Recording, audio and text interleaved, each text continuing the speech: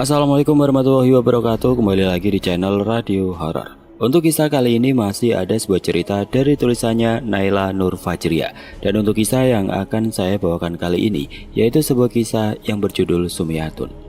Dan sebelum kita lanjut ke ceritanya, tekan dulu tombol like video ini dan jangan lupa tekan juga tombol subscribe channel ini. Nyalakan juga lonceng notifikasinya agar tidak ketinggalan cerita-cerita lainnya dari channel ini. Dan buat teman-teman yang pengen membaca langsung ceritanya, nanti silahkan saja kunjungi linknya yang nanti akan saya sertakan di kolom deskripsi. Dan seperti apa untuk kisah kali ini? Langsung saja kita masuk ke ceritanya.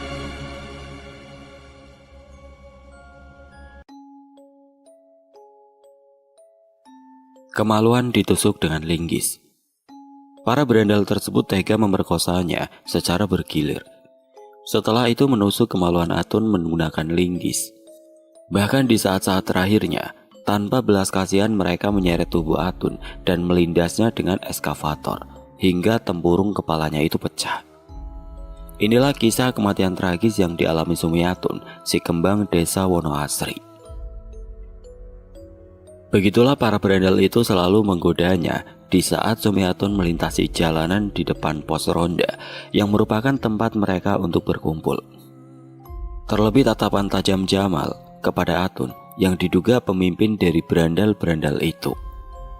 Sudah lama sekali pemuda itu mengincar Sumiatun, namun sayangnya kembang desa cantik itu lebih memilih adiknya, yaitu Junet.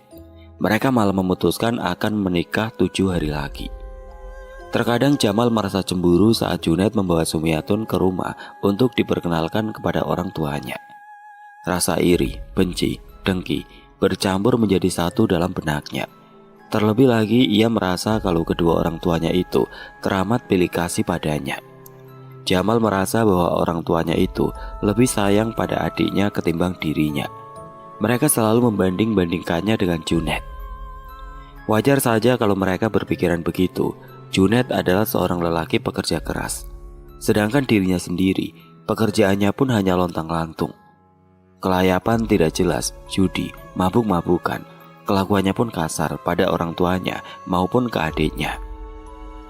Kala itu tanggal pernikahan Sumiatun dan Junet sudah ditetapkan. Orang tua mereka pun juga sudah saling bertemu. Sayangnya pada hari itu bapak Junet sakit. Terpaksa dirinya harus menyuruh sang putra untuk mengantar bibit tanaman keluar kota. Kalau bapaknya sehat, mungkin ia akan berangkat sendiri. Paling-paling ditemani dengan satu buruhnya yang bisa dibilang pandai mengemudikan mobil. Tapi bapak Junet tidak selalu mempercayakan pekerjaan itu ke sembarang orang. Jika masih ada anak yang diandalkan, maka pria yang sudah berumur itu lebih baik menyuruh sang putra ketimbang menyuruh orang lain. Orang tua Jamal dan Junet merupakan pengusaha bibit tanaman yang terkenal dermawan di desa itu. Bahkan usahanya kerap kali diborong sampai ke wilayah kota-kota. Pemesanan bibit kian hari semakin bertambah, dan yang harus diantarkan Junet hari itu adalah bibit dari tanaman impor yang dibeli langsung oleh pemasok dari luar kota. Dan orang tersebut meminta bibit itu untuk dikirimkan ke kota hari itu juga, untuk dijual lagi kepada pelanggannya. Jumlahnya pun terbilang tidak sedikit. Pagi-pagi sekali Junet harus mengantar semua bibit yang sudah dipesan itu dengan menggunakan mobil pick up bapaknya. Mungkin hari itu ia akan ditemani oleh buruh bapaknya untuk menggantikan dirinya menyetir saat di perjalanan nanti. Pekerjaan antar mengantar barang kerap kali bapaknya berikan kepada Jamal. Akan tetapi anak sulungnya itu selalu menolak. Padahal orang tuanya hanya ingin Jamal menjadi anak yang berguna dan sukses, walaupun dengan bantuan orang tuanya. Daripada lontang-lantung tidak jelas sana-sini, lebih baik membantu usaha bapaknya, kan tidak ada salahnya. Tapi ya bagaimana lagi, wataknya sangat keras. Terkadang nasihat dari kedua orang tuanya tidak pernah ia dengar. Yang ada di otaknya hanyalah judi, mabuk-mabukan, dan marah-marah saja. Itulah mengapa Atun lebih memilih adiknya Junet ketimbang dirinya yang seolah pengangguran. Uang yang dipakai judi pun juga merupakan uang hasil curian yang ia curi dari hasil jualan bibit. Malam itu Junet pergi ke rumah Sumiatun, sekalian untuk berpamitan padanya. Namun siapa sangka, Pertemuannya pada malam itu merupakan pertemuan terakhirnya dengan sang belahan jiwa. Baiklah mas, jika ini adalah perintah dari bapak, harusnya tanggung jawab ini dipikul oleh abangmu. Tapi ya mau bagaimana lagi, abangmu saja sifatnya juga begitu. Mau tidak mau ya, kamu yang harus ambil alih. Lagi pula kan bapak juga sudah tua, tenaganya sudah tidak seperti dulu lagi. Kalau bukan kamu yang ngertiin, lalu siapa lagi? Pada awalnya berat rasanya harus berpisah dengan calon suaminya. Namun Atun tidak boleh egois. Yang dilakukan Junet sudah benar. Hitung-hitung sebagai baktinya kepada kedua orang tuanya. Hanya dialah anak lelaki satu-satunya yang bisa diharapkan. Aku janji akan kembali secepatnya, ungkapnya sembari mencium tangan Sumiatun. Junet pun langsung melangkah pergi setelah berpamitan. Lelaki itu lega karena wanita yang sangat dicintainya itu benar-benar sangat pengertian. Apalagi sebentar lagi akan ada acara sakral bagi mereka berdua. Setelah ini, pasti keluarga mereka sama-sama saling menyibukkan diri menyambut pernikahan kedua anak mereka. Pagi harinya Sumiatun datang ke rumah Junet. Kedatangannya disambut ramah oleh kedua orang tua Junet. Jamal tiba-tiba datang dan memarkir motornya tepat di depan pick up itu yang sebentar lagi akan berangkat mengantarkan pesanan. Mungkin lelaki itu memang sengaja memarkirkan motornya tepat di depan pick up itu untuk menghalangi kepergian Junet. Terpaksalah bapak dari Junet menyuruh burunya untuk menggeser motor Jamal supaya pick up yang dibawa Junet mendapatkan jalan untuk lewat. Dengan sempoyongan Jamal pun masuk rumah tanpa menghiraukan mereka semua. Entah dari mana anak itu, dari semalam baru pulang.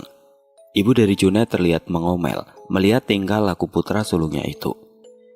Sudah biarkan saja, palingan juga habis minum sama teman berandalnya, saut suaminya. Saat akan melangkah masuk ke dalam rumah, netra Jamal sempat melirik ke arah Sumiatun. Ia terlihat menyunggingkan bibirnya setelah melihat wanita itu. Kemudian ia berjalan melangkah lagi memasuki rumah. Setelah dirasa perpisahan sudah beres semua, Junet pun bersalaman kepada bapak dan ibunya. Tidak lupa menghampiri calon istrinya untuk berpamitan lagi. Cepatlah pulang mas, ucap Atun. Junet mengangguk sembari melempar senyum. Lelaki itu pun langsung memasuki pick-up-nya dan duduk di kursi kemudi. Ia terlihat ditemani oleh satu orang buruh bapaknya. Semua melambaikan tangan di saat mobil yang dikendarai Junet telah melaju meninggalkan halaman rumah. Netra Atun berkaca-kaca. Entah mengapa ia merasa bahwa ini adalah pertemuan terakhirnya. Padahal Junet hanya pergi untuk beberapa hari dan sebentar lagi mereka juga akan melangsungkan pernikahan. Mungkin karena mereka berdua sebelumnya memang selalu bersama-sama. Dok, ayo masuk dulu, ucap bapak dari Junet yang kala itu mempersilahkan Atun untuk memasuki rumahnya. Tidak Pade, terima kasih. Saya lebih baik pamit pulang dulu. Karena hari ini saya sudah berjanji kepada ibu saya untuk membantunya menyiapkan semua kebutuhan untuk pernikahan. Atun menolak untuk masuk karena sebelumnya dirinya sudah berjanji kepada ibunya untuk pulang secepatnya, membantu segala persiapan pernikahannya yang kurang beberapa hari lagi. Walah, begitu. Sudah tidak sabar ya menunggu hari hanya. Di tengah kegelisahannya karena ditinggal oleh Junet, kini bapak dari Junet mencoba untuk menghiburnya. Tenang saja, Nduk. Junet hanya pergi beberapa hari saja, bukan bertahun-tahun. Gurau lelaki berumur itu pada Sumiatun, hitung-hitung untuk menghiburnya. Atun tersenyum malu. Ia terlihat menutupi wajahnya. Ya sudah Pade, saya permisi dulu. Assalamualaikum. Waalaikumsalam. Tidak terasa hari itu jam bergulir begitu cepat. Atun yang kala itu tengah sibuk membantu sang ibu di dapur pun juga tidak sadar akan hal itu. Padahal niatnya tadi ia akan menghubungi Junet untuk menanyakan apakah calon suaminya itu sudah sampai tempat tujuan atau belum. Buru-buru Atun pun segera masuk kamar untuk mengambil ponselnya. Ia kemudian menekan satu nomor kontak yang disimpan dengan nama Mas Junet. Telepon berdering, namun panggilan dari Atun belum juga mendapat jawaban dari seberang sana. Atun pun mencoba menghubungi sekali lagi, namun tetap juga tidak diangkat oleh Junet. Mungkin Mas Junet sibuk. Setelah memutus panggilannya, Atun pun kembali meletakkan ponselnya di meja. Ia kemudian pergi ke kamar mandi untuk membersihkan diri. Sebentar lagi akan memasuki waktu maghrib. Seperti biasa, Atun pun tidak pernah absen untuk menghadiri surau. Ia lebih senang sholat berjamaah dengan yang lainnya ketimbang melaksanakan ibadah di rumah. Baginya, sholat berjamaah pahalanya akan bertambah berkali lipat dibanding orang yang melaksanakan ibadah sendiri di rumah. Saat adzan sudah berkumandang, Atun pun segera berpamitan pada ibunya untuk sholat berjamaah di surau. Biasanya ia selalu berangkat bersama teman perempuannya, tapi kali ini teman yang biasanya menghampirinya di rumah entah mengapa malam itu tidak datang. Sembari terus berjalan menuju surau, sesekali mulut Atun bergeming. Tumben anak-anak nggak kelihatan. Apa mungkin mereka sudah berangkat duluan ya? Si kembang desa cantik itu terus melangkah berjalan. Hingga tidak terasa langkahnya telah sampai di depan surau. Buru-buru dirinya pergi ke arah kamar mandi untuk mengambil wudhu. Setengah jam berlalu, akhirnya orang-orang yang ada di surau itu mulai berhamburan keluar untuk pulang. Kala itu Atun memandangi saf ke saf, seperti mencari seseorang. Kok tumben mereka nggak hadir sholat berjamaah di sini ya? Ia melihat teman-temannya tidak ada di sana. Dirinya masih berpikir positif. Mungkin saja mereka sibuk atau salah satu dari mereka berhalangan hadir. Setelah melipat mukenanya dan memasukkannya ke wadahnya, Atun pun segera keluar surau menyusul yang lainnya. Mas Junet sudah sampai belum ya? Lagi apa ya dia sekarang? Sepanjang perjalanan pulang, otaknya tidak henti-hentinya terus memikirkan calon suaminya. Jantungnya entah mengapa berdebar begitu cepat. Perasaan cemas pun mulai timbul. Malam itu Atun merasakan bahwa pagi tadi adalah pertemuan terakhirnya dengan Junet. Padahal Junet hanya pergi untuk mengantarkan bibit selama beberapa hari. Setelah itu pujaan hatinya itu akan kembali lagi untuk menemuinya di kursi pelaminan. Langkah Atun tiba-tiba terhenti saat melihat gerombolan berandal itu berada tepat di depannya. Mungkin jaraknya hanya sekitar 2 meteran dari tempatnya berdiri. Astaga, mereka lagi. Malas sekali sebenarnya kalau harus melewati jalan itu. Pas berangkat tadi kan di sana nggak ada siapa-siapa. Andai saja ada teman-temanku dan Mas Junet, pasti mereka nggak akan berani menggoda aku nanti. Malam itu ia hanya seorang diri. Apalagi berandal itu berjumlah lebih dari 2 orang. Dan salah satunya ialah Jamal, yang tidak lain merupakan ketua berandal itu. Andai saja sifatnya sama seperti Mas Junet, mungkin aku akan lebih menghormatinya sebagai calon kakak iparku. Tapi sudahlah. Orang sepertinya memang sulit untuk berubah. Lebih baik aku putar haluan saja dan menunggu di surau sampai berandal-berandal itu pergi dari sana. Seru gadis cantik itu. Ia pun mulai memutar langkahnya. Atun memilih untuk tidak melewati jalan itu. Ia malas jika harus bertemu para berandalan tersebut. Baru saja beberapa langkah, berandal tadi pun bersiul, seolah tengah memanggil, menggoda Sumiatun. Sebelum mereka mendekat, dengan langkah tergesa segera mungkin ia meninggalkan tempat itu. Namun salah seorang dari mereka terlihat memberikan kode untuk mengejarnya. Sekali lagi mereka meminta izin kepada Jamal, selaku ketua berandalan. Anehnya, kakak dari Junet itu malah mengizinkan, padahal dirinya tahu bahwa Sumiatun adalah calon adik iparnya. Sikatlah. Lagi pula si bos kan sudah mengizinkan. Mereka pun segera berlari untuk mengejar Sumiatun. Buru-buru banget sih jalannya, santai saja dong, ujar salah satu dari mereka yang mencoba menggodanya. Tanpa menatap mereka, Atun masih tetap mempercepat langkahnya untuk sampai ke surau. Siapa tahu saja di surau masih ada orang. Ia berharap semoga setelah itu mereka tidak berani menggodanya lagi.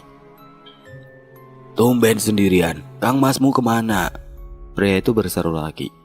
Atun masih diam membisu. Kini ia semakin mempercepat langkahnya. Aku dengar si Junet lagi keluar kota, bro. Mungkin di sana dia sedang asik bersenang-senang dengan yang lain. Oh, begitu rupanya. Pria tadi mengelus dagunya. Tatapannya penuh akan muslihat. Wah, kok Junet begitu sih? Sudah dapat yang cantik, sempurna begitu, kok malah disia-siain? Imbunya lagi sembari mencolek dagu Sumiatun. Gadis itu pun menghentikan langkahnya. Jangan kurang ajar ya. Dan jaga ucapan kalian. Mas Junet di sana bukan untuk bersenang-senang. Tapi karena bapaknya telah menyuruhnya untuk mengirimkan benih bibit pada pemasok. Ia seakan tidak terima dengan perlakuan buruk mereka padanya. Apalagi mendengar tuduhan tidak bermoral tentang calon suaminya yang diduga hanya bersenang-senang di kota oleh para berendal itu. "Memangnya kalian yang kerjaannya hanya judi dan mabuk-mabukan?" seru Sumiatun lagi dengan nada tinggi. Mendengar ucapan yang terlontar dari bibir wanita cantik itu, Jamal pun menjadi murka. Botol minuman keras yang ada di genggamannya kala itu langsung dilemparkannya ke bawah. Alhasil botol berjenis kaca itu pun akhirnya pecah menjadi beberapa bagian. Jamal menunduk. Ia terlihat mengambil serpihan botol yang sudah terbelah itu. Dengan sigap pria itu langsung mencengkram tangan Sumiatun. "Lancang sekali kau bicara ya. Apa kau sadar dengan kata-katamu itu? Apa kau bermaksud untuk menyinggungku karena aku tidak bisa apa-apa tanpa harta kekayaan orang tuaku?" ujarnya sembari mengacungkan pecahan botol kaca tadi tepat ke wajah Sumiatun. "Kau tahu ini apa? Jika sedikit saja wajah cantikmu tergores, mungkin Junet, adikku, akan berpikir 1000 kali untuk menikahimu. Mau kerja atau tidak, itu bukan urusanmu. Lagi pula mereka lebih sayang kepada Junet ketimbang aku, anak sulungnya. Semua harta benda, 65% atas nama Junet, sedangkan sebagian lagi atas namaku. Apakah semua itu adil?" Pria itu merasa iri dengan kasih sayang lebih orang tuanya kepada sang adik. Ia merasa menjadi anak yang terbuang, anak yang disia-siakan dan tidak dianggap. "Kau salah. Bukankah bapakmu sudah berulang kali menyuruhmu untuk mengelola bisnisnya? Tapi kau saja yang selalu menolak. Mungkin memang dasarnya saja kumpulanmu ini orang pemalas semua," saut Sumiatun. Ia berusaha melepas tangannya dari cengkraman kuat Jamal. Kau!" Jamal mengangkat tangannya, seperti memberi kode agar mereka tidak mendekat ke arah Atun. Tapi bos, gadis ini harus diberi pelajaran. Dengan seenaknya saja dia telah menghina kita semua," ucap salah satu dari mereka. "Benar bos," seru kawannya yang lain, yang nampak setuju dengan pendapat pria itu. "Tenang, semuanya. Nanti pasti akan ada saatnya untuk kita memberi pelajaran kepada wanita sombong ini," balas Jamal dengan menyunggingkan bibirnya. Hati Atun pun menjadi was-was setelah melihat tatapan mata Jamal yang berbeda, tidak seperti biasanya, seperti ada niat terselubung di dalamnya. "Andai kau dulu memilihku, maka aku tidak akan pernah meninggalkanmu seperti si Junet itu," seru Jamal kemudian. Jangan harap." Sumiatun langsung meludah ke bawah. "Kau dan adikmu seperti langit dan bumi. Sifat kalian bertolak belakang. Lagi pula siapa kau berani mengatakan itu padaku? Siapa juga yang mau dengan pria mabuk-mabukan dan suka judi sepertimu?" tegasnya sekali lagi. Ucapan itu langsung membuat Jamal naik pitam. Sebuah tamparan keras langsung dilayangkan ke pipinya. Seketika membuat Sumiatun langsung jatuh dengan posisi duduk.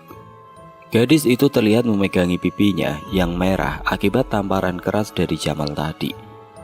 Begitupun pria itu, ia terlihat jongkok mendekati Atun. Kini tangannya berganti mencengkram kedua pipinya yang mulus. "Dasar wanita tidak tahu diri. Beraninya kau berkata seperti itu padaku. Cepat, seret dan bawa dia pergi dari sini." Setelah itu Jamal pun akhirnya memerintahkan anak buahnya untuk membawa Sumiatun pergi. Mulut Sumiatun dibekap, tangannya dipelintir ke belakang supaya ia tidak bisa berontak. Entah mereka membawa ke tempat macam apa, yang jelas tempatnya sepi, jauh dari pemukiman warga, gelap, sunyi, tidak ada sesiapapun sebelumnya yang melewati jalanan itu. Lebih tepatnya di bangunan tua kosong yang tidak ada siapapun yang berani untuk memasukinya. Warga mengira bahwa rumah yang sudah kosong akan ditempati oleh penghuni lain. Disitulah mereka mendorong tubuh Sumiatun dengan kasar.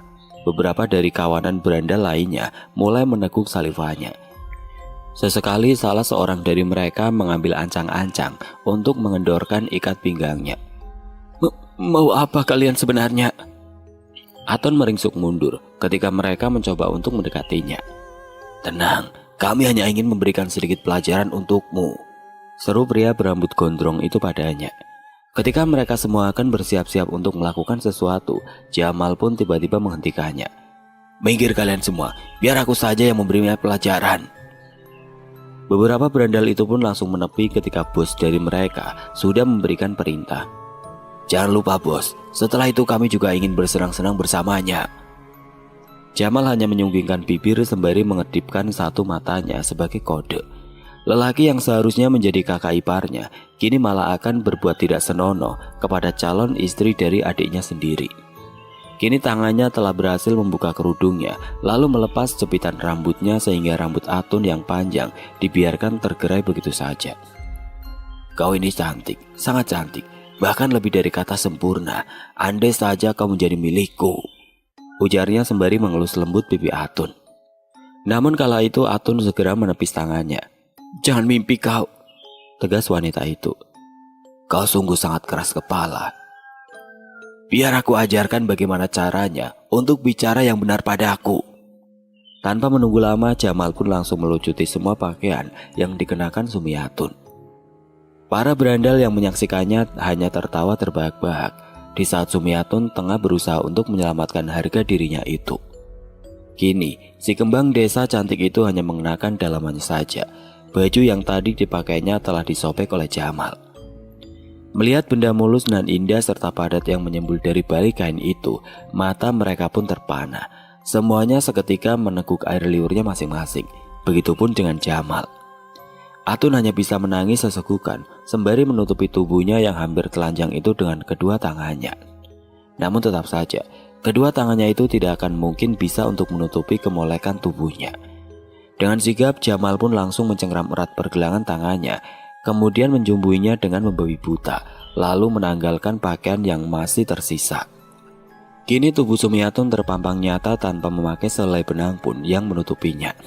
Aksi bejat itu langsung dilakukan oleh Jamal secara berulang, hingga Sumiatun merasakan kesakitan yang teramat sangat pada kemaluannya. Setelah puas, Jamal pun memberi kode kepada yang lainnya untuk bergiliran menikmati kemolekan tubuh Atun. Atun menangis sejadi-jadinya ketika mengetahui kesucian yang dimilikinya telah direnggut oleh Jamal, kakak iparnya sendiri. Belum lagi ia harus terima untuk melayani beberapa kawanan berandal yang lainnya. Betapa kejamnya perlakuan mereka malam itu. Ia telah memperkosa Sumiatun secara bergiliran. Isakan tangisnya pun seolah sudah tidak dihiraukan lagi oleh mereka. Yang mereka pikirkan hanyalah kenikmatan surga dunia saja. "Kau orang yang biadab, Jamal. Kau kejam, kau tidak punya hati, dan bahkan sifatmu itu lebih buruk dari seekor anjing liar. Dasar iblis, brengsek kau," teriaknya pada Jamal. Lelaki itu hanya memandang Sumiatun sekilas, bibirnya menyungging ke atas, seolah tidak memperdulikan ucapannya. Ia tetap fokus untuk mengenakan pakaiannya lagi. "Pantaslah, orang tuamu lebih menyayangi Junet daripada binatang sepertimu," Atun berteriak lagi dalam kepiluan itu. Mendengar kata yang berhubungan dengan Junet, Jamal pun kembali murka. Ia langsung menghampiri Sumiatun yang kala itu posisinya masih digilir oleh teman berandalnya. Junet lagi, sepertinya kau memang sangat mencintainya. Apakah tidak ada nama lain yang bisa kau sebutkan?" Muak aku mendengarnya. Jamal berbicara sembari mencengkram kedua pipi Sumiatun. "Setidaknya Junet adalah seorang lelaki yang bisa untuk menghargai seorang wanita, bukan sepertimu, anjing liar." Kini raut wajah Sumiatun sangat senang ketika melihat muka Jamal yang merah padam akibat termakan oleh ucapannya. "Saat Mas Junet kembali nanti, maka hidupmu akan habis, Jamal. Dia tidak akan mungkin membiarkanmu lolos begitu saja." "Kau pikir setelah ini aku akan membiarkanmu hidup? Jangan harap, wahai gadis sombong." Jamal pun akhirnya tidak bisa lagi untuk menahan amarahnya. Padahal malam itu ia hanya berniat ingin memberi Atun pelajaran saja dengan menodainya sebelum malam pertamanya tiba, bahkan tanpa melibatkan teman-temannya. Namun ucapan Atun yang terus saja menyebutkan nama Junet dan menyanjungnya juga membedakan sifatnya dengan dirinya, sangat membuatnya begitu murka. Ia merasa tidak senang jika wanita itu terus saja menyebutkan nama adiknya. Rasanya hatinya seperti terbakar kala itu. Maka terpaksalah ia membagi kenikmatan surga dunia itu kepada para kawanannya. Bahkan setelah ia merenggut keperawanannya pun, Sumiatun masih sempat-sempatnya menyanjung dan memuji adiknya itu, membuat hati Jamal semakin berkobar, dan rasa iri kepada Junet semakin bertambah besar. Betapa beruntungnya adiknya itu juga mendapatkan kasih sayang yang lengkap dari kedua orang tuanya itu, serta dicintai dengan tulus oleh wanita cantik, si kembang desa yang sampai saat ini masih menjadi incarannya. Ia kini melangkah dengan tergesa, seperti tengah mencari sesuatu. "Jaga dia, jangan sampai wanita ini kabur," perintahnya kepada para kawanannya. Setelah beberapa menit Jamal pun kembali. Kini di tangannya ada sebuah benda panjang yang terbuat dari besi dengan ujungnya lancip. Sumiatun langsung terperajat setelah melihat benda tersebut. Lelaki itu semakin mendekat ke arahnya. Mau apa kau dengan benda itu?" Wajah Sumiatun terlihat panik. Namun kala itu pikiran Jamal telah dikuasai oleh emosinya. Setelah itu, cerak, linggis dengan ujung runcing itu langsung ditancapkan ke arah kemaluannya. Sumiatun menjerit kesakitan sejadi-jadinya. Teman berandal Jamal pun juga shock setelah mengetahui Jamal akan berbuat sejauh ini kepada kembang desa cantik itu. Apa yang kau lakukan ini, Jamal?" Kalimat Sumiatun terpotong-potong. Jelas saja wanita itu kini tengah menahan sakit yang teramat sangat pada bagian kemaluannya. Darah seketika mengucur deras membanjiri lantai kumuh bangunan kosong itu. Tubuhnya semakin lama melemas. Tenaga yang dimilikinya seolah terhempas dari raganya. "Junet tidak akan pernah memaafkan semua tindakanmu ini, Jamal. Camkan itu," ucapnya terbata. Sumiatun pun hampir tidak sadarkan diri. Ia merasa ajalnya semakin dekat kala itu, apalagi dirasanya benda tajam yang menusuk kemaluannya itu telah menembus hingga ke dadanya. "Dalam keadaan sekarat pun masih bisa-bisanya kau ya menyebut nama itu. Cepat, pakai baju kalian dan seret dia." Jamal pun bangkit. Ia lalu merogoh celananya dan mengambil seputung rokok dari wadahnya. Kemudian dengan santainya ia menyulutkan api di ujung batang rokoknya. Bibirnya terlihat mengepul dipenuhi asap. Ia seolah sudah tidak peduli lagi dengan kondisi Sumiatun saat ini. Kini lelaki itu malah menyuruh anak buahnya untuk menyeret Sumiatun lagi ke suatu tempat. "Bos, tapi bukankah semua ini sudah cukup? Sebentar lagi dia juga pasti akan mati, bos," ucap salah satu seorang dari mereka. "Kenapa? Kalian takut masuk penjara? Pulang saja sana kalau nyali kalian ciut. Lagi pula wanita ini juga tidak akan bisa untuk melaporkan perbuatan kita, kecuali kalau di antara kalian ada yang berani untuk buka mulut," seru Jamal. Kini ia menatap tajam ke semua anak buahnya. "Mau diapakan lagi dia saat ini, bos?" Kini pria tadi terlihat menunduk dan tidak mau buka suara lagi. "Bawa saja, nanti kalian juga tahu." Mereka semua akhirnya menuruti apa yang diperintahkan oleh Jamal. Tidak mungkin juga mereka menolak, karena Jamal adalah satu-satunya orang yang memegang kendali penuh sebagai seorang berandal di antara mereka semua.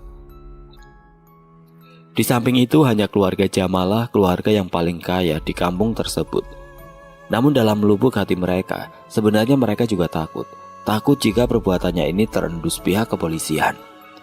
Tubuh Sumiatun diseret tanpa belas kasihan, layaknya seekor hewan yang baru saja dibunuh secara keji. Tempat seperti tanah yang luas saat ini telah menjadi incaran Jamal. Ia menyuruh anak buahnya untuk menunggu sebentar di sana. Sedangkan Sumiatun, matanya sudah hampir mulai tertutup karena kehabisan banyak sekali darah. Tidak bisa dibayangkan betapa sakitnya kemaluannya itu yang dihujam oleh sebatang linggis berukuran besar sampai menembus ke dadanya. Tidak berselang lama suara berisik dari deru kendaraan pun didengar oleh mereka. Nampak dari sisi belakang, Jamal datang dengan menumpangi ekskavator besar. Entah dapat dari mana ia kendaraan itu. Apa yang akan bos perbuat ya setelah ini?" seru seorang lelaki yang mengajak ngobrol teman berandalnya.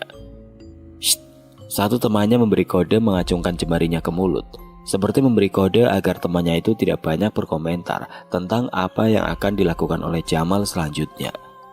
"Kau tenanglah, bos tidak akan membiarkan kita masuk penjara. Jika kita di penjara, otomatis dia juga akan dijebloskan. Jadi tenang saja, bos tahu apa yang ia perbuat setelah ini," ucapnya lagi yang nampak menenangkan satu temannya yang amat gelisah. "Baringkan dia di situ," teriak Jamal dari kejauhan. Mereka pun langsung menggeletakkan tubuh Atun yang tanpa busana itu di sana. Kian lama ekskavator itu semakin mendekat ke arah Sumiatun. Netra gadis itu semakin sipit, air matanya keluar tidak henti. Tenaganya pun juga telah terkuras habis, dikarenakan darahnya yang terus-menerus mengucur keluar. Jangan lakukan itu, rintih Sumiatun lirih. Ucapannya pun hampir tidak terdengar. Lalu dengan sekejap tubuh yang sudah tidak berdaya itu dilindas habis tanpa ampun oleh kendaraan berukuran besar itu, hingga menyebabkan bunyi retak pada bagian anggota tubuhnya. Tempurung kepala Sumiatun pun pecah, isi kepalanya menyembul keluar, termasuk bagian otaknya. Darah seketika membanjiri tempat tersebut. Kembang desa cantik itu tewas secara mengenaskan di tangan calon kakak iparnya sendiri. Sungguh sadis dan kejam. Semua pikirannya sudah dikuasai iblis. Bahkan setelah menancapkan benda tajam itu di kemaluannya, lelaki itu masih berani berbuat di luar batas kemampuan manusia normal. Lebih tepatnya lagi, kelakuan bejat yang tidak bermoral. Ia tega melindas tubuh yang sudah tidak berdaya itu dengan eskavator, menyebabkan bagian kepalanya itu terkoyak, sehingga semua isi dalam tempurung itu keluar dan berceceran di tanah. Tidak hanya itu, separuh badannya pun juga hampir hancur, dilindas oleh ban besar eskavator tersebut. Mungkin semua tulangnya pun juga sudah patah. Tidak ada saksi mata yang mengetahui hal tersebut selain mereka, para berandalan itu termasuk Jamal. Urus mayat ini, aku akan mengembalikan kendaraan ini ke tempat semula. Jamal pun melaju dengan perasaan tidak berdosa. Bahkan setelah ia tega berbuat sekeji dan sebiadab itu, lelaki tersebut masih sempat-sempatnya menghisap putung rokok dengan santai. Waduh, parah sih bos. Kalau sudah ngamuk begini, bisa-bisa kalau kita keceplosan ngomong dikit saja, pasti sudah dieksekusi seperti gadis Malang ini. Sayang ya, padahal dia cantik, seksi lagi. Tapi malah si bos mengakhiri hidupnya dengan cara seperti ini. Ucap berandal itu kepada teman yang lainnya. Terus kita apakan mayat ini? Mereka semua yang ada di sana mengangkat bahunya, menandakan tidak tahu akan berbuat apa dengan jasad itu. Kita tunggu bos sajalah sampai dia kembali, ujar teman satunya. Akhirnya mereka pun sepakat untuk menunggu kedatangan Jamal. Setelah sekian lama menunggu, akhirnya Jamal pun datang ke sana. Bos, aku pikir tadi bos melarikan diri, habis lama banget baliknya, celetuk salah satu dari mereka. Jamal pun hanya nyengir. Kok mayatnya masih dibiarkan di sini? Kalau warga memergoki kita gimana? Seru Jamal. Dirinya kaget karena melihat jasad Sumiatun yang masih dibiarkan tergeletak begitu saja tanpa ada yang mau mengurusnya.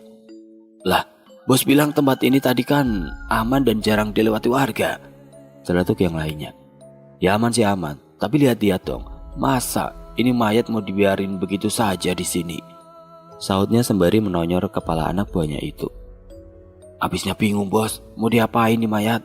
Lihat, anggota tubuhnya juga sudah hancur. Jamal berpikir keras. Kalian kembali ke bangunan kosong tadi dan cari alat pacul atau apalah, pokoknya yang bisa untuk menggali tanah. Kita kubur mayat ini di sini. Sekalian ngilangin jejak darahnya juga. Setelah itu kita cari benda untuk nutupin kuburannya agar tidak diketahui oleh warga, serunya kepada mereka semua. Setelah semuanya paham, mereka pun segera menyelesaikan tugasnya masing-masing. Oh ya, satu lagi. 2 dari kalian aku tugaskan untuk ngilangin jejak darah yang ada di bangunan tua itu. Entah dengan cara apa, yang penting bekas darah itu bisa hilang. Hampir setengah jam lamanya, akhirnya mereka semua pun selesai mengerjakan tugasnya. Tinggal bagaimana caranya untuk menutupi gundukan tanah tersebut agar tidak kelihatan menonjol. Jamal pun punya ide. Ia segera mengumpulkan dedaunan kering yang kemudian ia tebar di gundukan itu. Lalu ia melangkah lagi untuk mencari sesuatu lainnya. Tidak berselang lama Jamal membawa beberapa dahan pohon berukuran sedang dan ditaruhnya di atas dedaunan kering yang sudah terkumpul tadi. Ia lalu mengambil sebuah korek dan menyulutkan api di sana. Seolah-olah ia membuat api unggun supaya terlihat ada seseorang yang mampir di tempat itu untuk singgah sebentar. Setelah api menyala, mereka semua pun sepakat untuk meninggalkan tempat itu. Ayo kita pergi. Malam nanti, angin kencang juga pasti akan memadamkannya, seru Jamal.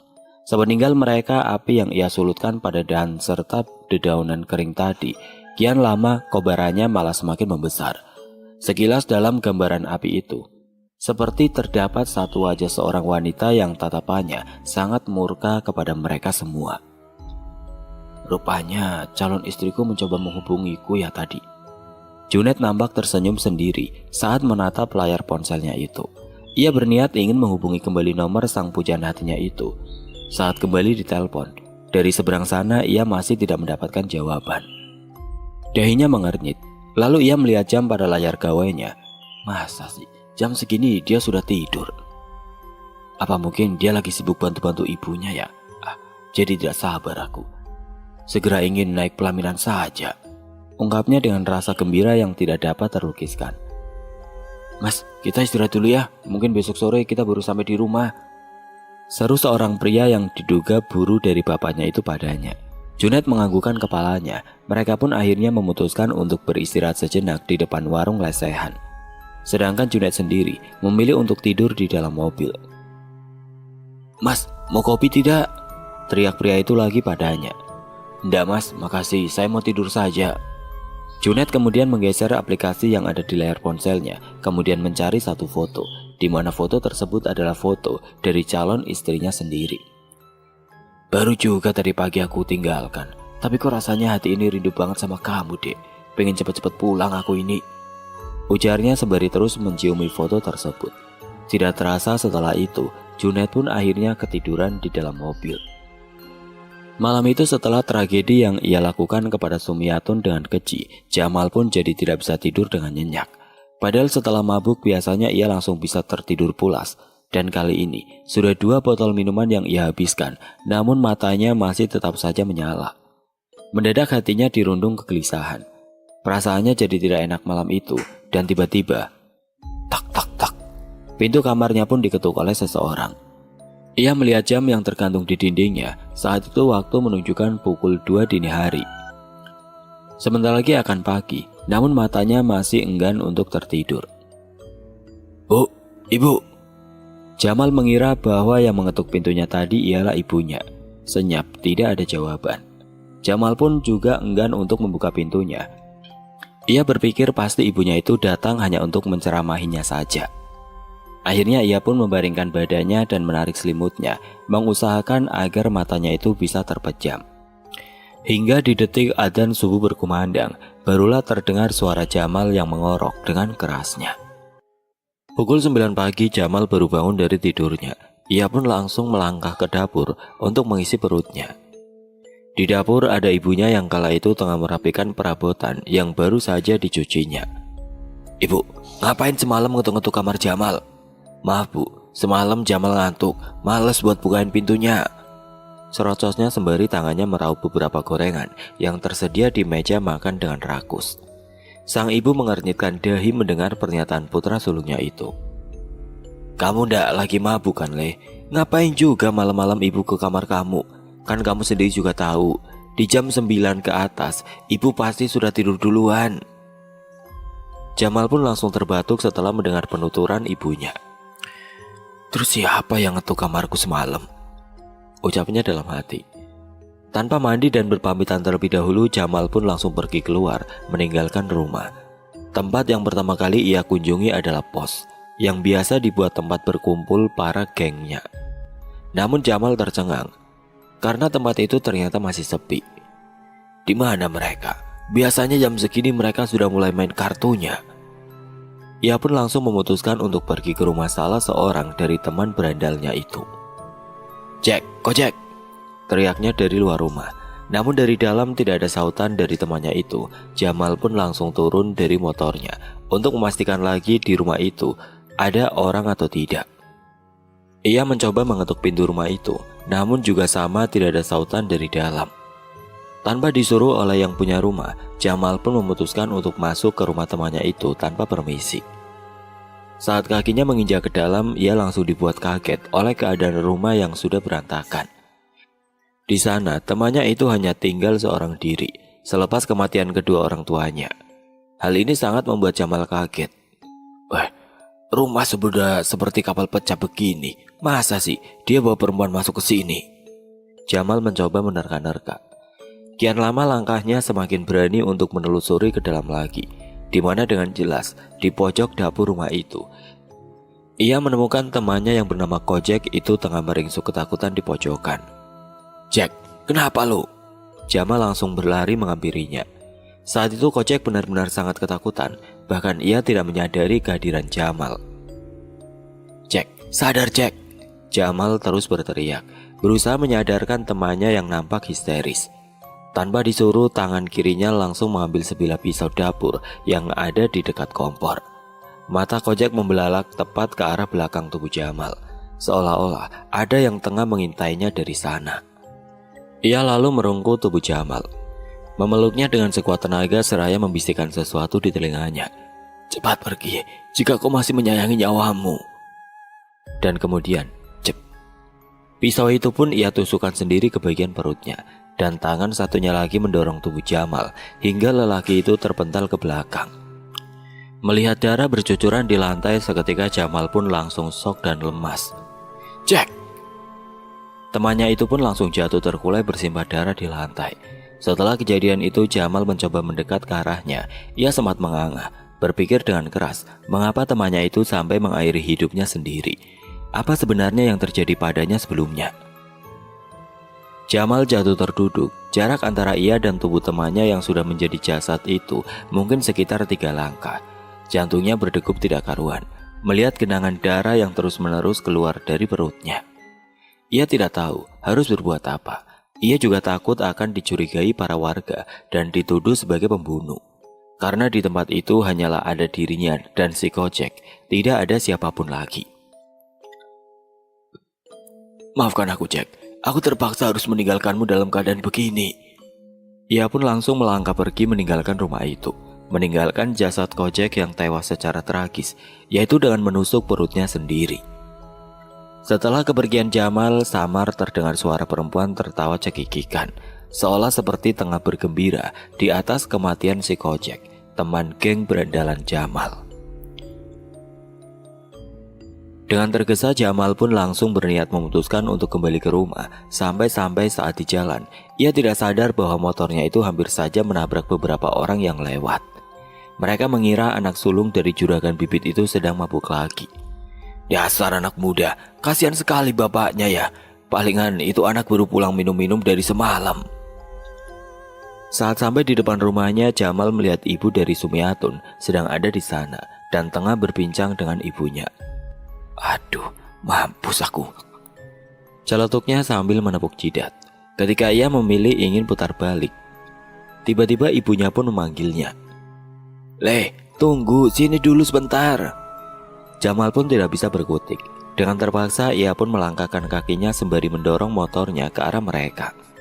"Iya bu, ada apa?" ucapnya tanpa santun pada kedua orang yang lebih tua darinya itu. "Nah, apakah kamu tadi bertemu Atun? Soalnya semalam dia pamit kepada ibu, tapi sampai sekarang kau belum pulang," tanya ibu Atun kepada Jamal. Ia sangat mengkhawatirkan putrinya yang dari semalam tidak kunjung juga pulang ke rumah. Lelaki itu hanya menggeleng tanpa menatap wajah perempuan parubaya itu. Kemudian ia kembali melangkah memasuki rumahnya. "Maaf ya bu, mungkin Jamal memang tidak tahu. Insya Allah nanti setelah Junaid pulang, saya akan memberitahunya supaya turut serta mencari keberadaan Atun. Mungkin saja Atun masih menginap di rumah temannya. Yang sabar ya bu," ucap Bu Supia selaku ibu dari Junaid kepada calon besannya itu. Tangannya dengan lembut mengusap punggungnya. "Semoga saja ya bu. Atun saat ini memang di rumah temannya. Ya sudah, terima kasih ibu. Kalau begitu saya permisi pulang dulu. Nanti kalau Junaid datang, tolong suruh dia untuk menghubungi Atun ya bu. Soalnya nomornya dari semalam masih tidak aktif." Setelah menyampaikan pesan itu kepada calon besannya, Ibu Sumiatun pun kembali pulang ke rumah dengan hati risau. Ia tidak akan bisa tenang sebelum putrinya itu diketemukan. Semenjak kematian temannya, hati Jamal menjadi semakin cemas. Ia merasa bahwa kematian Kocek ada hubungannya dengan kematian Sumiatun. "Innalillahi wa inna ilaihi raji'un. Telah berpulang ke rahmatullah." Tidak berselang lama setelah itu ada kabar duka yang terdengar dari surau. Kian lama semakin didengar, ternyata nama yang disebutkan ialah nama Kocek, yang tidak lain ialah teman segengnya. Buru-buru setelah mendengar kabar itu, Jamal pun langsung pergi lagi untuk melayat ke rumah temannya itu. Meskipun ini adalah saksi dari kematian si Kojek, namun Jamal tidak mau buka suara tentang apa yang terjadi sebenarnya kepada Kojek. Ia takut warga nanti akan salah paham dan menuduhnya bahwa dirinya lah yang telah menghabisinya. Ternyata saat tiba di rumah Kojek, Jamal melihat bahwa ada 2 orang polisi yang sedang berjaga di sana. Ia terlihat bimbang, harus masuk ke rumah itu ataukah mengurungkan niatnya dan kembali pulang. Terlihat jelas rumah itu juga dipasangi garis polisi, dan siapapun dilarang mendekat kecuali keluarganya. Nampak beberapa orang berbaju putih tengah memeriksa keadaan jasad Kojek, yang dimana di situ ada pisau yang masih menancap di perutnya.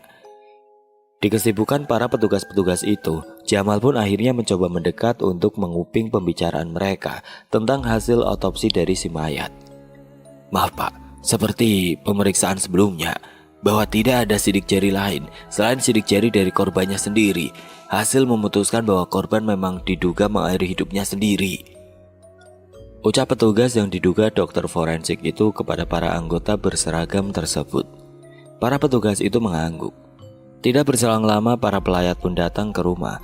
Keadaan pun beralih dramatis ketika beberapa ibu memperbincangkan tentang kematian yang menimpa Kojek. Setelah para petugas itu keluar, barulah di situ Jamal menyelinap untuk masuk ke dalam. Mereka, para warga di sana menatap sini saat Jamal turut menghadiri undangan takziah itu. "Tumben, dia ikut membacakan Yasin," seru salah dari seorang yang melayat itu. "Ya jelaslah, orang yang mati teman segengnya kok. Jelas saja dia hadir.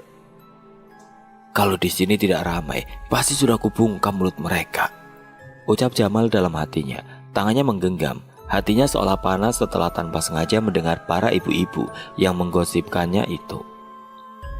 Beberapa menit kemudian Jamal langsung memutuskan untuk meninggalkan rumah itu.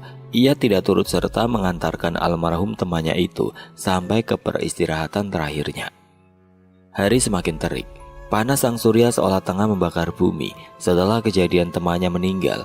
Pada hari itu juga Jamal tidak terlihat lagi keluar dari dalam biliknya. Jam terus berputar. Samar di luar sana terdengar deru kendaraan yang sedang terparkir tepat di depan rumahnya. Bapak dan Ibu Jamal langsung melihat dari balik tirai siapakah gerangan seseorang yang datang itu.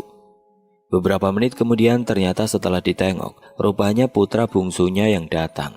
Mereka pun segera membuka pintu rumah mereka lebar-lebar menyambut kedatangannya. "Loh, Leh, kok tumben cepat sekali? Biasanya Bapak kalau yang mengantar paling kurang lebih 3-4 harian baru pulang. Lah ini kamu belum ada 2 harian, kok sudah pulang?" Bapaknya terlihat heran melihat putranya, Junet yang pulang lebih cepat. "Iya Pak, sebenarnya Pak Wito, pemasok yang kita kirimi bibit itu, sudah menawarkan kita berdua untuk menginap dan menyuruh untuk kembali pulang esok hari saja. Tapi Mas Junetnya menolak Pak, katanya dia sangat rindu dan tidak bisa jauh-jauh dari Mbak Atun," ucap buru dari bapaknya itu yang menyauti pertanyaan dari bosnya sendiri. Masih ini, tidak bisa jaga rahasia deh." Junet mengatupkan jemarinya ke mulut, pipinya terlihat memerah. Lelaki itu pun langsung tersipu. "Walah, begitu toh rupanya. Maklumlah, sebentar lagi kan juga jadi pengantin baru," timbal bapaknya. "Syukurlah Leh, kamu kembali lebih awal. Ada yang ingin ibu sampaikan sama kamu." Kini giliran ibunya yang angkat bicara. Wanita parubaya itu langsung menarik tangan putranya untuk masuk ke dalam rumahnya. Sedangkan bapaknya langsung pergi lagi bersama burunya tadi untuk mengecek bibit tanaman yang lainnya. Setelah mereka berdua duduk dengan tenang di sofa, barulah ibunya menceritakan semua kejadiannya kepada Junet. "Ada apa sih Bu? Kok kelihatannya serius sekali?" "Beginilah pagi tadi ibunya Atun datang ke rumah. Katanya dari semalam Atun belum pulang. Sebelumnya dia katanya pamitan ke masjid untuk sembahyang. Dan ibunya menunggu hingga larut malam sampai ketiduran di sofa. Dikiranya si Atun sudah kembali, ternyata kamarnya masih kosong." Junet yang kala itu baru saja menengguk segelas air, sontak menjadi terbatuk-batuk setelah mendengarkan penjelasan mengenai hilangnya Sumiatun dari sang ibu. "Jangan berpikiran yang tidak-tidak dulu, Le. Mungkin saja ini si Atun sedang menginap di rumah temannya kan?" Ibunya mencoba untuk menenangkannya supaya putranya itu tidak merasa khawatir.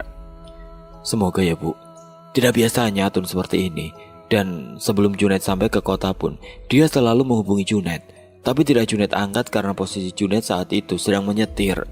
Setelah sampai barulah Junaid menghubunginya untuk menyampaikan bahwa Junaid telah sampai dengan selamat di sana. Tapi sayangnya waktu itu telepon milik Sumiatun tidak aktif, Bu. Ya sudah, Junaid masih berpikir positif. Mungkin saja Atun sedang membantu ibunya untuk mempersiapkan segala hal untuk pernikahan kita nanti.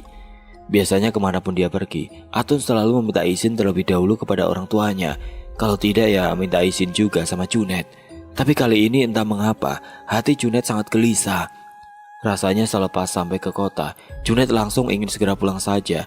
Semoga Atun baik-baik saja ya, Bu. Junaid mencoba untuk menghibur dirinya sendiri. Namun semua itu tidak mengurangi rasa kecemasannya yang selalu timbul ketika dirinya memikirkan tentang di mana keberadaan Atun sekarang. Ia pun lantas ke teras rumah, berniat ingin menghubungi ke nomor Atun lagi. Siapa tahu saja handphonenya sudah kembali aktif. Berdering, namun tidak ada yang mengangkatnya. Ia lalu mencoba menghubunginya sekali lagi. Loh, kok bunyinya seperti dekat dari sini? Ini bunyi dering ponselnya Atun atau ponselnya orang lain ya? Junaid semakin penasaran setelah dirasa bunyi dering itu seperti ada di sekitar rumahnya. Namun ia juga tidak yakin apakah bunyi dering nada ponsel itu memanglah benar dari gawainya si Atun. Dengan seksama Junaid pun terus menyalakan telepon genggamnya untuk menghubungi nomor tersebut. Semakin ia dengar, ia merasa dering itu seperti terdengar di kamar abangnya, yaitu Jamal. Pintu kamar dibuka perlahan. Ia melihat kala itu abangnya tengah tertidur. Ponsel yang berbunyi itu Jamal letakkan di atas meja, tepat di dekat ranjangnya. Junaid melangkah mendekat untuk memeriksa. Namun ketika tangannya hampir berhasil untuk mengambil benda pipi itu, tiba-tiba Jamal pun bangun dan langsung mengambil ponsel itu dari mejanya. Bang, ponsel siapa itu? Junaid yang kala itu heran melihat gerak-gerik abangnya yang langsung mengambil ponsel itu pun langsung mempertanyakan hal tersebut. Ini ponsel teman gua yang udah gak ada. Lagian ngapain sih lo masuk kamar tanpa permisi? Bisa kan ketuk dulu, ganggu orang tidur aja. Ponsel temen lu? Emang temen lu yang mana bang? Dan ngapain ponselnya sampai dititipin ke lu? Junaid masih tidak percaya dengan ucapan abangnya. Banyakan tanya lu ya. Ini ponsel teman gue yang udah meninggal. Namanya Kojek. Kalau gak percaya, tanya saja sama warga sini. Bila perlu, samperin saja sana ke makamnya. Innalillahi, kapan bang Kojek meninggal? Junaid sangat terkejut setelah mendengar berita kematian Kojek. Ia juga sangat mengenalnya, apalagi dirinya sering melihat Kojek selalu datang ke rumahnya untuk mengajak Jamal, abangnya, keluar. Saat itu juga Junaid pun berhenti menginterogasi Jamal perihal dering ponsel itu. Ia berpikir mungkin saja dering suaranya memang terdengar mirip dan ponsel seperti itu juga banyak dijual di pasaran. Dirinya masih berpikir positif bahwa saat itu Atun memanglah pergi menginap di rumah temannya. Ia lalu bergegas keluar dari kamar abangnya dan langsung berniat membersihkan diri. Selanjutnya ia akan pergi ke rumah teman-teman Atun untuk mempertanyakan keberadaannya. Setelah bertemu, ia langsung akan menjemputnya dan mengantarkannya pulang. Syukurlah. Jamal mengelus dada. Ia lalu memasukkan ponsel itu ke dalam kantung saku celananya. Meski kau cari ke ujung dunia sekalipun, gak bakalan lu nemuin tuh cewek, ucapnya dengan menyunggingkan bibir.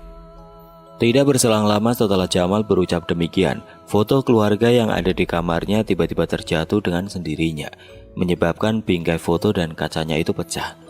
Awalnya ia kaget, namun selebihnya Jamal tidak menggubris hal itu. Ia menganggap bahwa foto itu jatuh akibat diterpa oleh angin. Akibat ulah Junaid yang masuk ke kamarnya secara diam-diam, membuat Jamal semakin waspada agar Junaid tidak mencurigainya atas kasus menghilangnya Sumiatun. Ia pun berniat keluar rumah lagi dan memutuskan untuk kembali besok pagi. Petang rupanya telah menjelma. Tidak terasa waktu berlalu begitu cepat.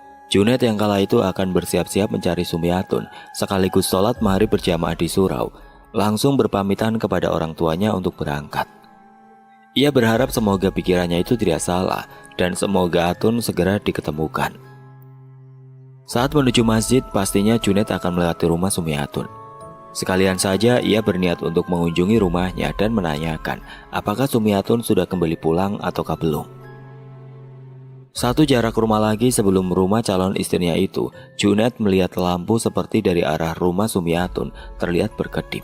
Kadang menyala, kadang mati, dan seterusnya begitu.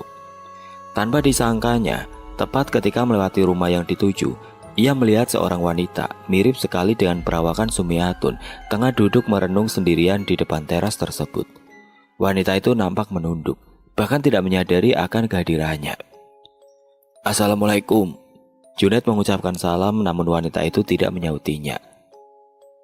"Sum, ini aku Junet. Aku sudah pulang dari kota." Namun wanita itu masih terdiam. Junet pun langsung duduk di sampingnya. Di saat duduknya sudah bersebelahan dengan wanita tersebut, indera penciuman Junet mengendus aroma wangian seperti bunga-bungaan. "Sum, tumben kamu pakai parfum. Wanginya juga menyengat sekali. Setauku kamu tidak pernah pakai parfum yang wanginya begini," seru Junet sembari menutupi hidungnya dan mulutnya. "Kamu dari mana saja itu loh? Semua orang nyariin kamu. Mbok ya kalau main itu minta izin dulu sama bapak, ibu, biar mereka tidak nyariin. Ndak biasanya loh, kamu seperti ini." Sumiatun masih menunduk dan diam 1000 bahasa. Junet yang terlihat khawatir dengan keadaan Sumiatun, refleks langsung memegang tangannya. Saat memegang telapak tangannya, entah mengapa Junet merasakan hawa dingin di seluruh permukaannya. Energi itu seperti mengalir dan merasuk ke tubuhnya. "Sum, tanganmu dingin sekali. Apa kamu sakit?" Kali ini ia memegang area keningnya. Semuanya nampak dingin. Harusnya jika seorang itu sedang demam, maka suhu tubuhnya akan panas. Namun hal yang terjadi pada Sumiatun malah sebaliknya. Ceklek. Tidak berselang lama pintu pun dibuka dari dalam. Dan lampu yang tadinya berkedip beralih menjadi terang benderang. Keadaan pun kembali normal lagi. "Loh, ada Nak Junet toh ternyata." Rupanya yang membuka pintu adalah ibunya Atun. Junet pun langsung melangkah menghampirinya dan menjabat tangannya. Iya bu, tadinya saya berniat ke surau dulu untuk sholat. Sekalian mampir ke sini untuk menanyakan apakah Sumiatun sudah pulang atau belum. Tapi setelah sampai sini ternyata dia sudah menyambut saya. Tiba-tiba duduk termenung di teras sendirian. Saya tanya juga tidak menjawab dari tadi. Jelas Junet dengan senyum menyengir serta menggaruk kepalanya. Ibu Sumiatun pun langsung menoleh pada kursi yang ada di belakang Junet. Kemudian mengernyitkan dahinya. Siapa le? Di sana ada orang. Sumiatun juga belum pulang dari kemarin. Sontak setelah mendengar hal itu, Junet pun langsung memalingkan wajahnya dan menoleh ke belakang. Dan benar saja kursi itu memang kosong.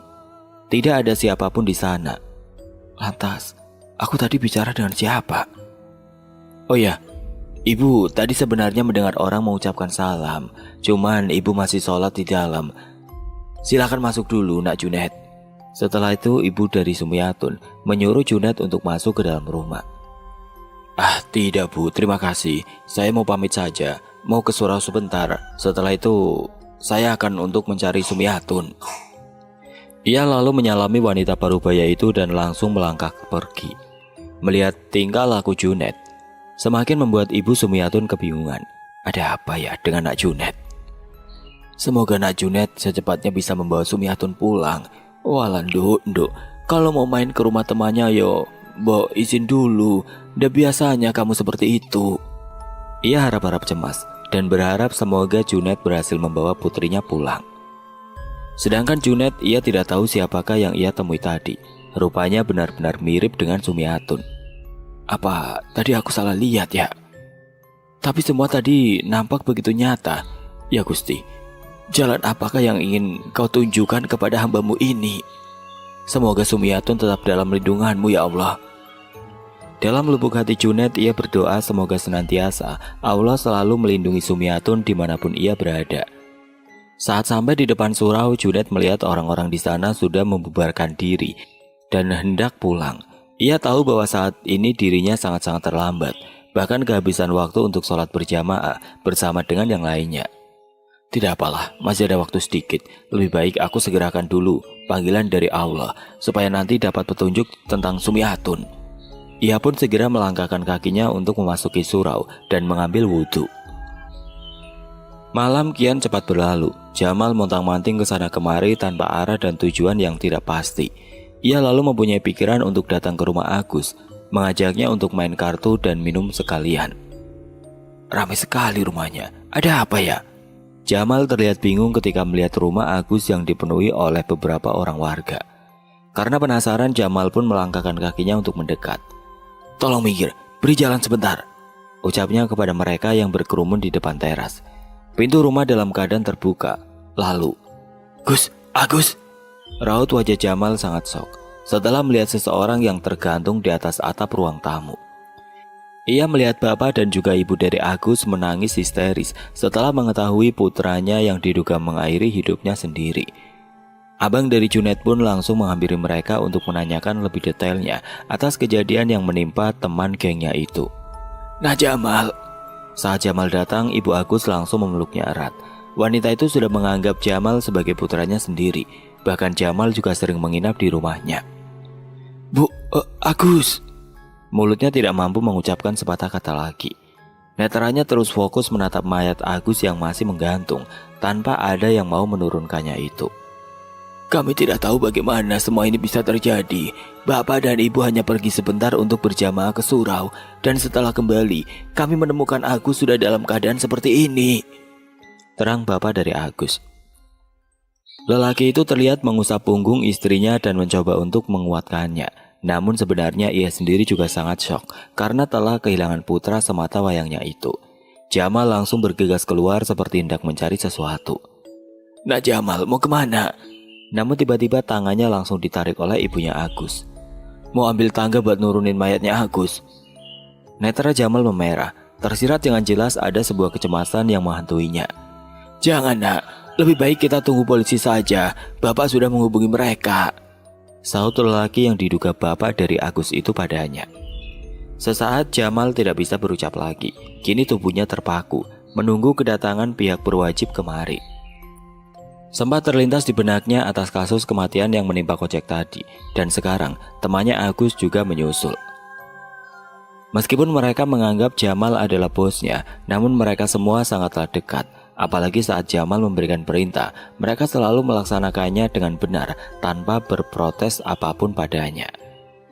Ia menjadi takut jika kematian dua teman berandalnya itu ada sangkut pautnya dengan Sumiatun, kembang desa cantik yang telah mereka bunuh dan mayatnya masih diterlantarkan oleh mereka. Samar telinga Jamal mendengar suara perempuan yang tengah tertawa cekikikan.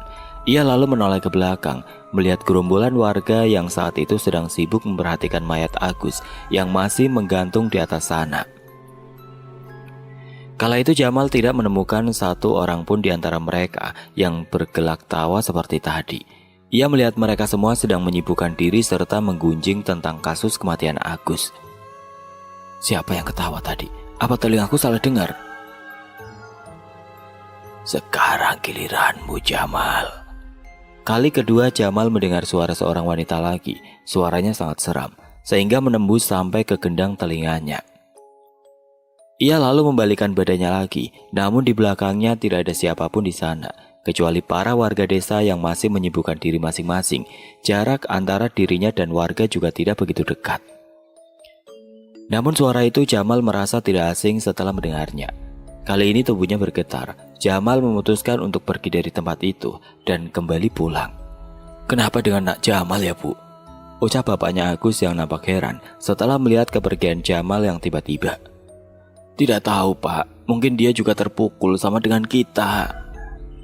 Malam itu Junet terlihat sangat gelisah. Beberapa rumah dari temannya Sumiatun sudah ia datangi, namun mereka menjawab dan menuturkan bahwa Sumiatun tidak pernah datang kemari. Ia teringat akan wanita yang dijumpainya di rumah Sumiatun tadi, takut jika hal buruk terjadi padanya.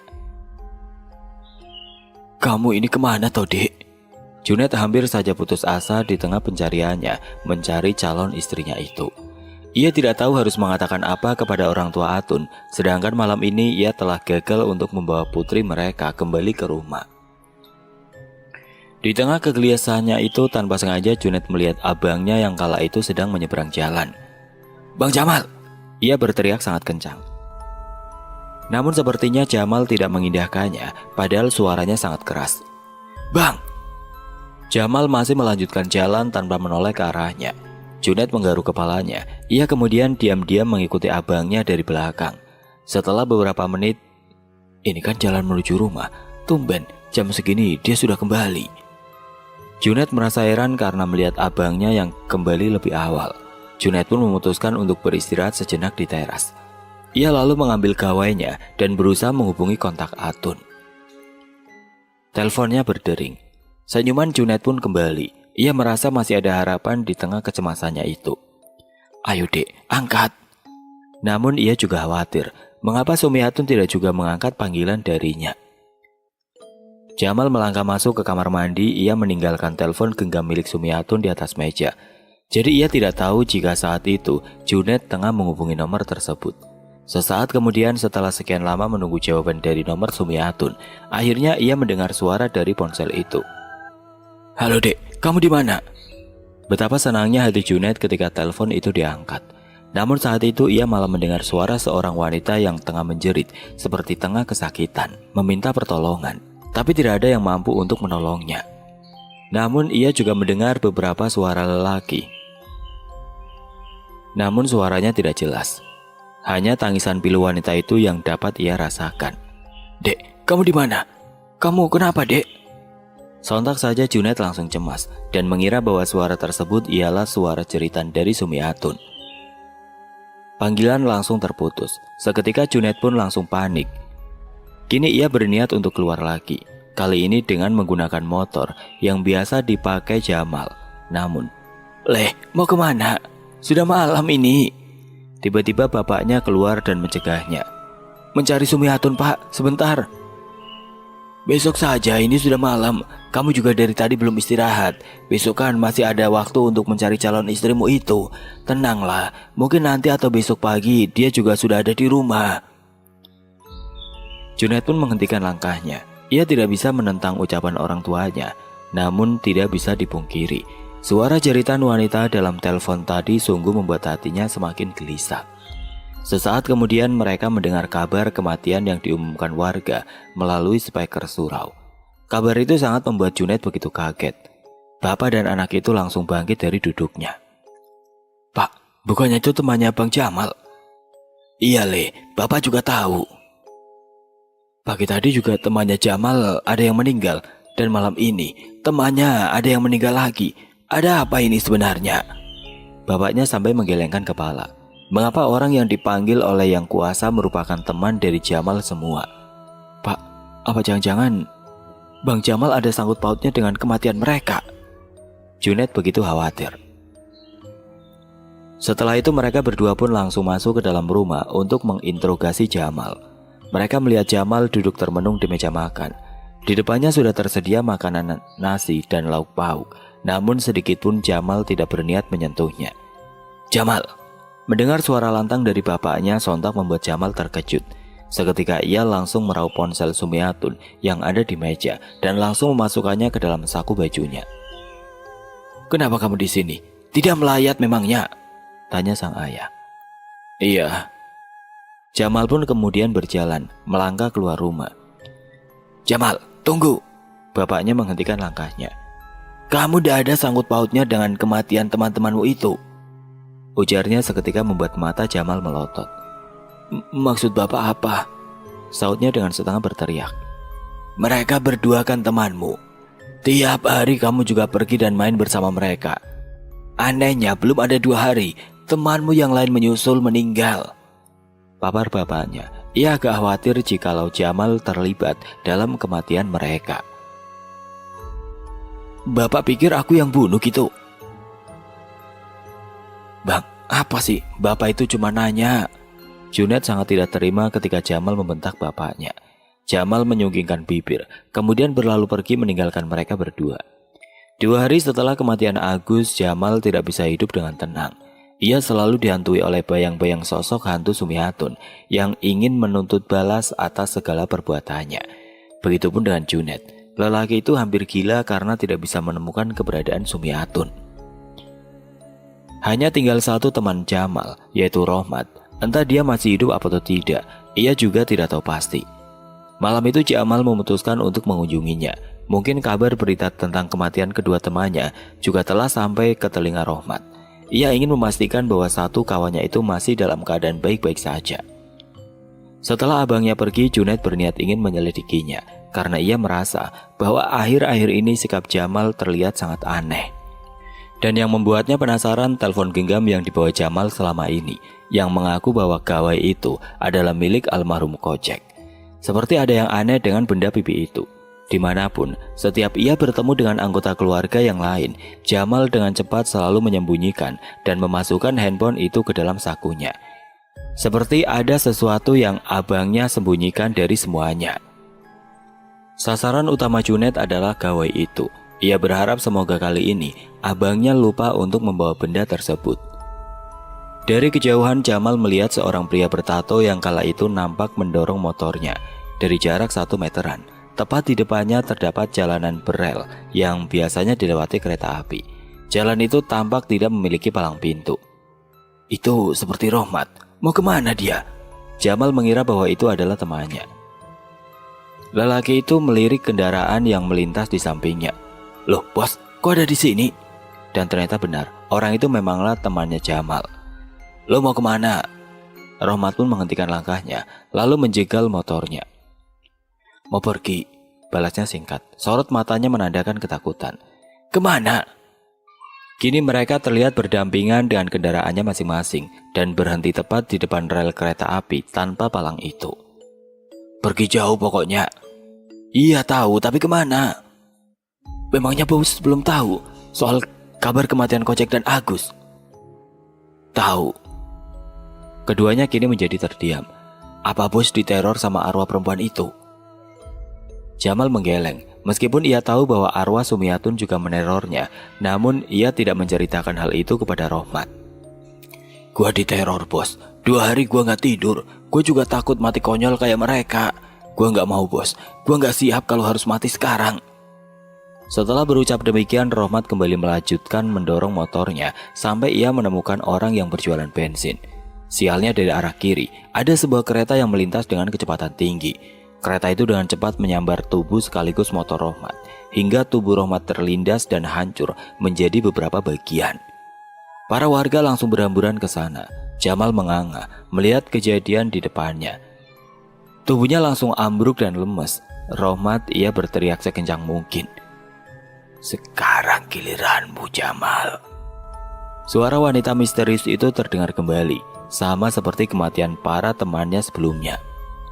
Sontak Jamal langsung mengegas motornya dan meninggalkan tempat itu. Ia sudah tidak peduli lagi terhadap jasad temannya yang telah hancur itu. Ia melihat jam di pergelangan tangannya, waktu menunjukkan pukul 9 lebih. Tanpa sadar saat setelah memeriksa waktu di pergelangan tangannya, matanya tidak melihat bahwa ada sebuah ekskavator yang berjalan ke arahnya. Dan brak! 2 kendaraan itu langsung bertabrakan. Tubuh Jamal terpental hingga menyebabkan luka di area keningnya. Di saat itu juga Junaid berikut orang tuanya dan orang tua Sumiatun langsung datang ke sana. Ia lalu menyalakan sebuah rekaman di ponsel yang selama ini Jamal sembunyikan dari mereka. Dan rupanya ponsel tersebut adalah ponsel milik Sumiatun. Sembari menangis sesegukan, Junaid memutar rekaman itu tepat di hadapan Jamal. Ia lalu menaikkan volumenya.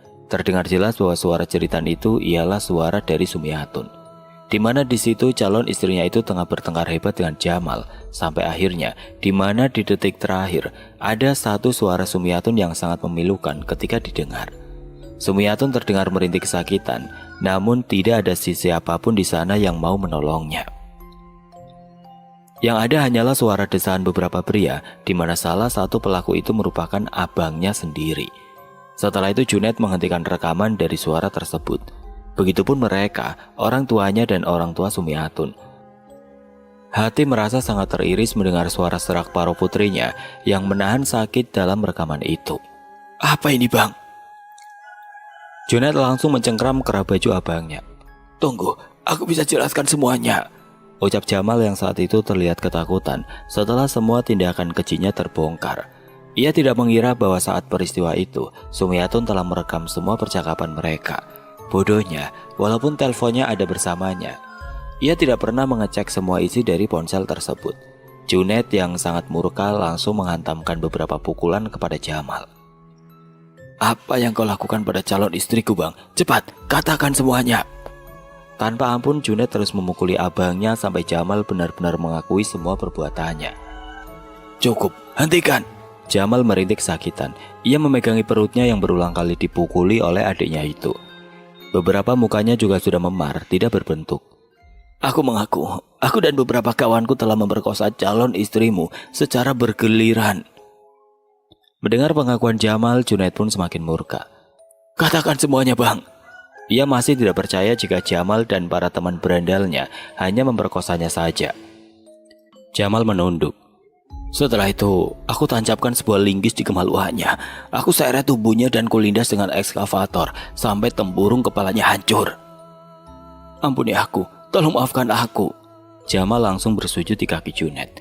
Mendengar pengakuan yang lebih mengejutkan lagi, mereka semua yang ada di sana sudah tidak bisa lagi membendung air matanya. Terlebih lagi ibu dari Sumiatun. Setelah mengetahui putrinya itu dibunuh secara tragis, wanita parubaya itu langsung menangis histeris. Kemudian tubuhnya ambruk dan tidak sadarkan diri. Junet berusaha menguatkan hatinya untuk menerima kenyataan. Walaupun tidak bisa dipungkiri, air matanya terus saja menetes. Ia lalu membangunkan Jamal. "Katakan, kau buang kemana jasadnya?" Junet seolah jijik dan tidak mau memandang wajah abangnya sendiri. Kelakuan biadabnya tidak bisa diterima. "Di sana." Jemari Jamal menunjuk ke bangunan kosong tidak berpenghuni yang tidak jauh dari tempat itu. "Jasadnya ada di belakang halaman rumah itu." Sebelum mereka melangkahkan kakinya ke sana, tiba-tiba deru mesin ekskavator yang menabrak Jamal tadi berbunyi sendiri. Tanpa ada yang mengemudikan, ekskavator itu berjalan sendiri ke arah Jamal. Namun lain halnya dengan Jamal. Ia melihat kendaraan itu tengah dikemudikan oleh sosok hantu Sumiatun. Jamal langsung berlari menghindar. Jangan bunuh aku," ucapnya sembari terus berlari. Kecepatan berlarinya tidak bisa mengalahkan kencangnya laju ekskavator itu. Dengan sekejap, tubuh Jamal pun langsung terlindas. "Abang, Jamal!" Junet dan orang tuanya langsung berteriak sekencang mungkin. Mereka langsung menghampiri Jamal yang sudah sekarat. Sesaat kemudian beberapa polisi pun datang ke tempat itu. Untuk yang terakhir kalinya, Ru Sumiatun datang menemui mereka semua. Mereka yang ada di sana tercengang. Begitupun Junet. Arwahnya nampak sangat sedih ketika hendak meninggalkan dunia ini setelah urusannya dan balas dendanya itu selesai. Sumiatun melambaikan tangan ke arah mereka sebagai salam perpisahan terakhir. Kemudian sosok itu menghilang, dijemput oleh cahaya putih menuju ke langit. Junet langsung jatuh dan ambruk menyaksikan semuanya. Sedangkan bapak dari Junet mengarahkan para polisi itu ke arah rumah kosong tersebut, yang dimana di sana ada jasad Sumiatun yang telah menunggu untuk dikebumikan dengan layak. Kisah cinta Junet dan Sumiatun harus kandas sebelum sampai ke pelaminan, dikarenakan kematian tragis yang menimpa calon istrinya, di mana pelaku pembunuh itu tidak lain ialah kakak kandungnya sendiri.